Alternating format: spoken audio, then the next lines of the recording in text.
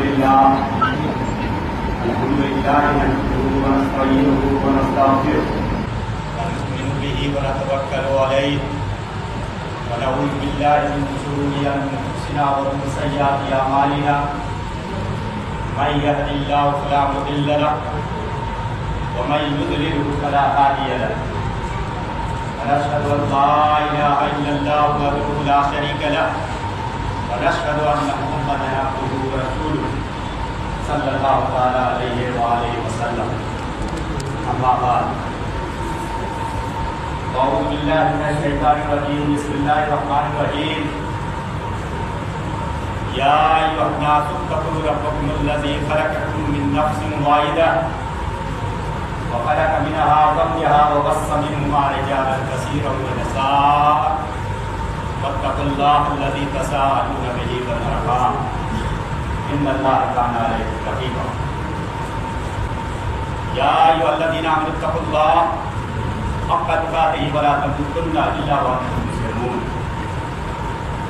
يا ايها الذين امنوا اتقوا الله وقولوا قولا سديدا يصلح لكم اعمالكم ويغفر لكم ذنوبكم ومن يطع الله ورسوله فقد فاز فوزا عظيما صدق الله العظيم وقال النبي صلى الله عليه وسلم النكاح من سنتي وقال عليه السلام اتزوج النساء ومن رغب عن سنتي فليس مني رواه البخاري وقال النبي صلى الله عليه وسلم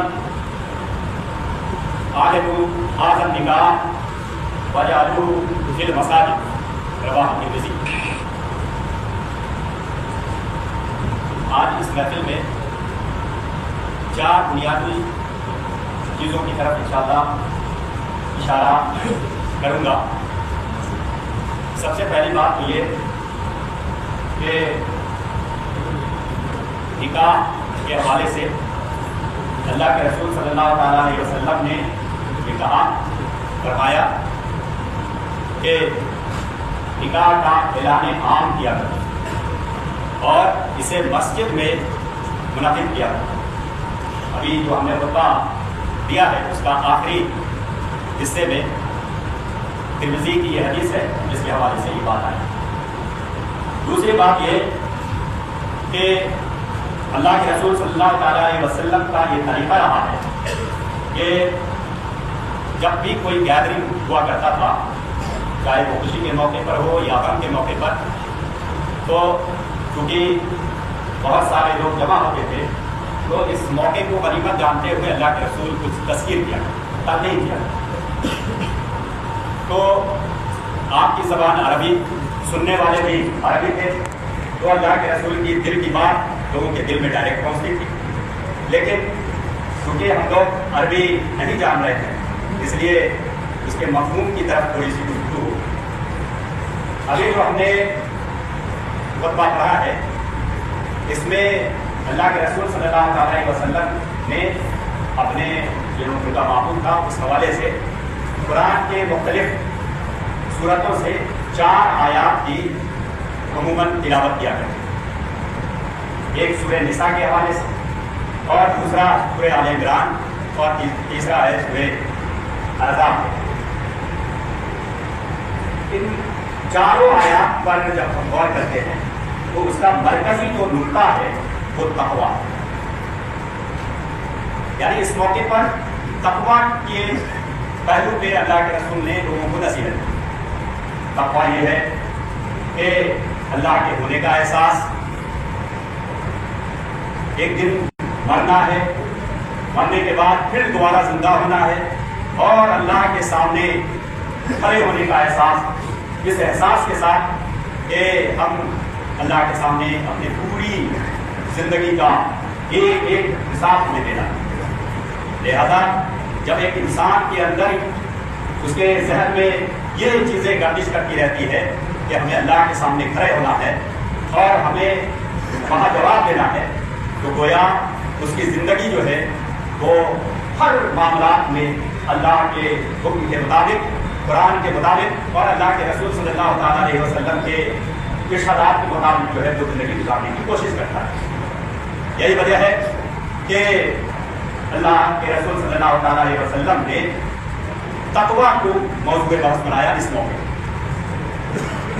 कुरान मजीद में एक जगह इरशाद हुआ कि वअम्मा मन खाफ मकाम रब्बिही, जिसने अपने रब के सामने खड़े होने का एहसास रखा, उसको जिंदा रखा, और वनहन नफ्सा अनिल हवा, और अपने नफ्स के अंदर जो ख्वाहिशात पनप रहे हैं, नाजायज ख्वाहिशात, बुरे ख्वाहिशात, उस ख्वाहिशात को काबू में रखा, तो कहा गया कि फइन्नल जन्नत हिय अल-मावा, जन्नत उसका ठिकाना। गोया तकवा की जिंदगी, अल्लाह के सामने खड़े होने का एहसास, इस पर मरकूज। इसलिए हमें चाहिए कि जिंदगी के हर मामला में जो है वो अल्लाह के रसूल सल्लल्लाहु अलैहि वसल्लम की इस नसीहत को और कुरान मजीद की जो तालीमात है उसको अपने सामने हम रखें। अब देखिए कि इस खुतबे में जो बातें की गई कि पहला जो सूरह निसा में के हवाले से बात है, ये आम लोगों से खिताब, या जो नास का पूरा क्या है लोगों, हमने तुमको एक नफ्स से पैदा किया, फिर उसका जोड़ा बनाया, और फिर उससे नस्लें पूरी दुनिया में फैला दी। वही फिर उसके बाद दूसरी आयत का जो टुकड़ा लिया गया वो सूरह आल इमरान आयत नंबर 102 में कि या अय्युहल्लज़ीना आमनुत्तक़ुल्लाह, ऐ लोगों, ऐ ईमान लाने वालों, अल्लाह से डरो जैसा कि उससे डरने का हक है। और डरने का हक यह है कि हर मामले में चौकस रहा जाए, हर जिंदगी के हर शोबे में, हर मामला में चौकस रहा जाए, और ये आखिरी लम्हे तक ईमान लाने वालों, अल्लाह से डरो जैसा कि उससे डरने का हक है, कबल इसके कि तुम्हारी मौत ना आए। इस हाल में कि मुस्लिम, कि हमारा इख्तिताम जो है वो मुस्लिम के तौर पर ये इशारा। फिर उसके बाद कहा गया कि या अय्युहल्लज़ीना आमनुत्तक़ुल्लाह वक़ूलू क़ौलन सदीदा, क्या ईमान लाने वालों, बात कहो, ठीक ठीक बात कहो, सच सच बात कहो। युस्लिह लकुम अमालकुम, तुम्हारे अमाल को अल्लाह ताला बेहतर कर दे, और तुम्हारे जरिए से अगर किसी तरह की कोई गलतियां होंगी तो फिर अल्लाह तबारक तआला उनको माफ कर। ये जो निकाह का मौका है, इस मौके पर तकवा की इतनी अहमियत है कि अल्लाह के रसूल सल्लल्लाहु ताला अलैहि वसल्लम ने रिश्ते के इंतखाब में भी तकवा को सौंपा। अल्लाह के रसूल सल्लल्लाहु ताला अलैहि वसल्लम ने कहा कि रिश्ता 4 बुनियादों पर हुआ करता है, लोगों के माल की बुनियाद पर, हुस्न व जमाल की बुनियाद पर, हस्ब और नसब की बुनियाद पर, और उसके दीन और तक़वा की बुनियाद। अल्लाह के रसूल ने कहा दीन और तक़वा को तरजीह देना। अब निकाह का जो दूसरा हिस्सा है वो कि अल्लाह के रसूल ने कहा कि अल निकाह मिन सुन्नती, निकाह जो है वो सुन्नत है, मेरी सुन्नत है। उसी तरह से दूसरा जो टुकड़ा हमने पेश किया कि उसमें कहा गया कि अल्लाह के रसूल ने कहा कि मैं औरतों से निकाह करता हूँ, तुम भी निकाह करो, और जो मेरी इस पर इस सुन्नत पे अमल नहीं करेगा वो हम में से नहीं। ये बातें यानी ये कि इस्लाम ने रहबानियत और तजर्रुत की जिंदगी जो है इसको कंडेम किया है, निकाह को अप्रिशिएट किया। ये बातें इसमें लिहाजा इसको सुन्नत के तौर पर अल्लाह के रसूल सल्लल्लाहु अलैहि वसल्लम के तालीमात के मुताबिक हम निकाह किया करते हैं। लेकिन यहाँ पर एक बात और कहना चाहता हूँ कि निकाह सिर्फ सुन्नत नहीं, अल्लाह के रसूल सल्लल्लाहु अलैहि वसल्लम की सुन्नत पूरी जिंदगी, आप कैसे सोते थे, आप कैसे जागते थे, दरगुफराज कैसे जाते थे, ये भी सुन्नत। लेकिन यहाँ पर मोहतरम सामीन, मैं ये कहना चाहूँगा कि अल्लाह के रसूल सल्लल्लाहु अलैहि वसल्लम की जो सबसे बड़ी सुन्नत, सबसे अजीम सुन्नत, वो सुन्नत दावत व तबलीग, अकामत दीन है, जिसके लिए अल्लाह के रसूल सल्लल्लाहु अलैहि वसल्लम मबरूस किए गए। आपकी जिंदगी, आप पूरा मुताला कीजिए, आपकी जिंदगी इसी दावत व तबलीग में कटी है।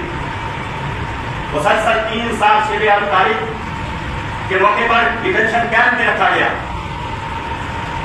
सूखे पक्के और चमड़े को चबाना पड़ा।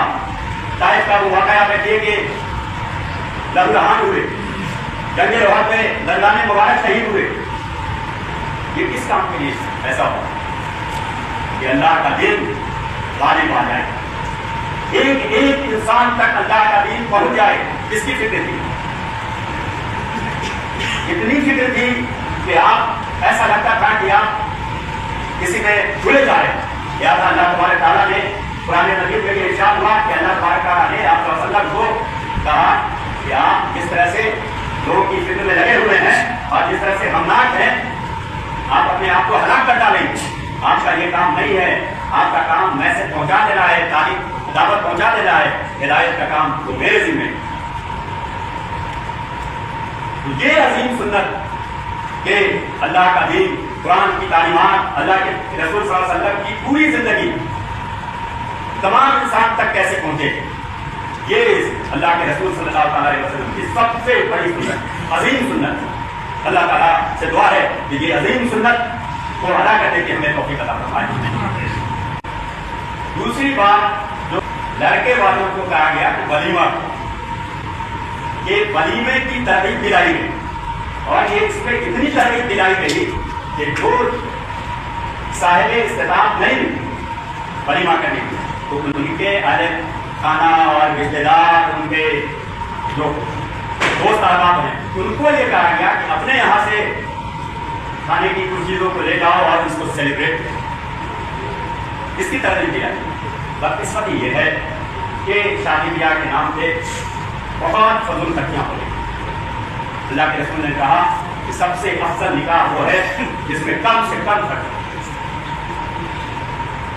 افسوس کا مقام کہ اس موقع پر اپنی شان, اپنی بڑائی, اپنے پوزیشن کو دکھانے کے لیے بہت کچھ کر بیٹھتے. لہٰذا ہمیں اس سے گریز کرنا ہے. اور آخری بات یہ کہ جہیز کو اللہ تبارک تعالیٰ نے دین اسلام نے بالکل کنڈیم کیا. کوئی کنسپٹ اسلام کے اندر یہ نہیں ہے جہیز کا دینا ہوگا, اس کو کنڈیم کیا, بلکہ وراثت کو اپریشیٹ کیا. بلکہ یہ وراثت جو ہے اللہ تعالیٰ کا بنایا ہوا قانون ہے. بدقسمتی یہ ہے کہ وراثت کی تقسیم کے سلسلے میں ہم لوگ چھوٹ کر رہے ہیں. یقین جانیے کہ اس سلسلے میں اللہ کے سامنے ہمیں ایسا جواب دینا. لہٰذا ہمیں وراثت کی تقسیم پہ عمل کرنے کی توفیق عطا فرمائے. جناب محمد علی صاحب کے نور نظر مدثر علی صاحب, میں آپ سے مخاطب ہوں اس نکاح کی محفل میں تمام لوگ کی موجودگی میں. میں اپنی بیٹی, اپنی لخت جگر ہنسا اختر کو گواہ اول, ہمارے بڑے بھائی جناب قمر اختر صاحب اور گواہ دوم جناب ذہانت یوسف صاحب کی موجودگی میں